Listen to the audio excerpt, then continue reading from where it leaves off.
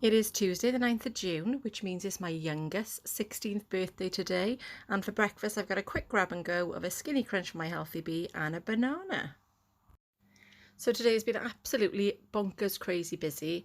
We've had people back and forth, and I say obviously social distancing because of the way that everything is. We can only have one person from a different household at a time over, so people have been staggering their visits, which means that I haven't had any dinner. So this is the only meal I've had so far today, and this is my dinner slash tea.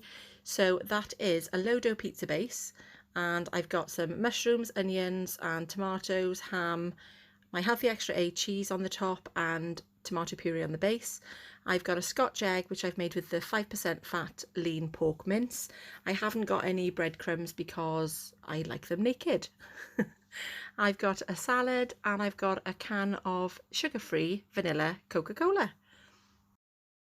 So as things are, I don't fancy anything at the moment, but what I'm going to say is I will be ending today on 4.5 sins because I will probably have a skinny crunch, no, a skinny whip and a coffee a little bit later on. Thank you so much for watching, and I look forward to seeing you tomorrow when I will be a lot more prepared. Thank you.